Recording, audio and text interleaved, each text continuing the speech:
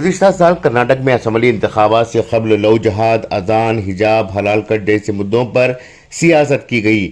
ریاست میں ہندوؤں اور مسلمانوں میں نفرت پھیلانے کے لیے بھاجپا کی طرف سے ہر ممکن کوشش کی گئی تھی۔ اس کوشش میں بھلے ہی بھاجپا کو ناکامی ہوئی اور انہیں ریاست کی عوام نے گارنٹی منصوبوں کے سامنے ٹھکرا دیا تھا۔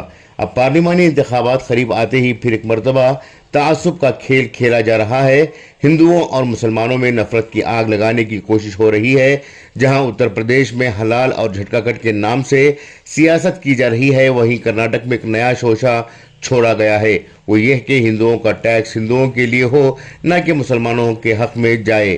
دراصل بھاجپا لوگوں میں یہ غلط فہمی پھیلانے کی کوشش میں ہے کہ کرناٹک کی کانگریس حکومت مسلمانوں پر خوب لٹا رہی ہے اور ہندوؤں کی طرف سے ادا کیے جانے والے ٹیکس کو مسلمانوں پر خرچ کر رہی ہے۔ دیکھا جائے تو اس دفعہ کرناٹک میں حکومت نے اپنے بجٹ میں 1% سے کم کا بجٹ اقلیتوں کے نام کیا ہے۔ باوجود اس کے سنگ پریوار اس کوشش میں ہے کہ مسلمانوں کو نشانہ بنا کر ٹیکس کا مدعا کھڑا کیا جائے۔ سنگ پریوار کا کہنا ہے کہ رام کے نام پر وصول ہونے والا ٹیکس رحیم کو دیا جا رہا ہے، یعنی کہ ہندوؤں اور ہندوؤں کے مندروں سے جو ٹیکس وصول ہو رہا ہے اس ٹیکس کو مسلمانوں اور اوقافی اداروں کو دیا جا رہا ہے۔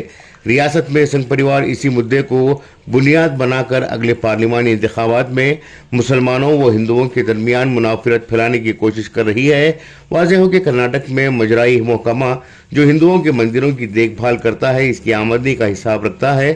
اس کے مطابق مجرائی محکمے سے کرناٹک حکومت کو سالانہ 450 کروڑ روپے کی آمدنی ہوتی ہے، لیکن اس میں سے 1 روپیہ بھی حکومت کے خزانے میں جمع نہیں ہوتا، بلکہ یہ پیسہ پوری طرح سے مندروں اور ان کی عبادت گاہوں کی باز آباد کاری کے لیے استعمال ہوتا ہے، جبکہ اس کے اخراجات آمدنی سے کہیں زیادہ ہیں۔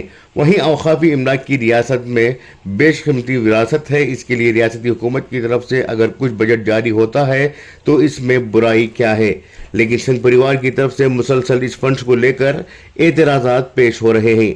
بات کرتے ہیں ٹیکس کی۔ کسی بھی ریاست کی ترقی و بہبودی کے لیے کوئی خاص مذہب یا ذات وجہ نہیں بنتے، بلکہ تمام مذاہب، ذاتوں اور شعبوں کو ملا کر ریاست کی ترقی ممکن ہے۔ کرناٹک میں اس وقت سنگ پریوار یہ دعویٰ کر رہی ہے کہ ہندوؤں کا ٹیکس مسلمانوں کی فلاح و بہبودی کے لیے دیا جا رہا ہے، جبکہ اس ریاست کی ترقی کے لیے جہاں ہندوؤں کی محنت ہے، وہیں مسلمانوں کی بھی قربانیاں ہیں۔ اگر سنگ پریوار یہ سمجھ رہا ہے کہ اگر ہندوؤں کے ٹیکس سے یہ ریاست ترقی کر رہی ہے تو انہیں یہ سمجھنا چاہیے کہ ہر سال عرب ممالک سے ہزاروں ارب روپے بھارت کو مل رہے ہیں۔ سال 2019 میں 50 بلین ڈالرز کی رقم بھارت کو دستیاب ہوئی، جبکہ سال 2022-23 میں 110 بلین ڈالرز ملے ہیں۔ یہ رقم ہندوستانیوں نے عرب ممالک سے کما کر بھارت کو بھیجے ہیں۔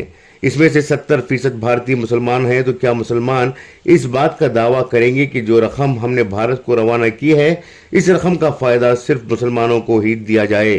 بھارت میں کئی ایسی کمپنیاں ہیں جو مسلمانوں کی ملکیت میں شمار ہوتی ہیں۔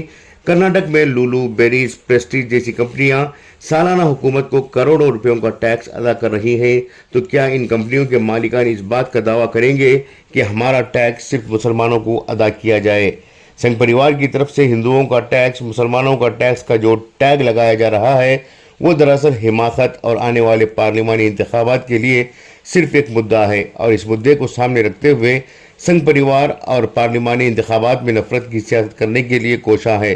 ان حالات میں مسلم دانشوروں اور تنظیموں کو ان کی اس متعصبانہ مدعوں کو نظر انداز کرنے کے علاوہ اس کا رد عمل ظاہر کرنے کی ہرگز بھی ضرورت نہیں ہے۔ خصوصی پیشکش انقلاب نیوز، بنگلورو۔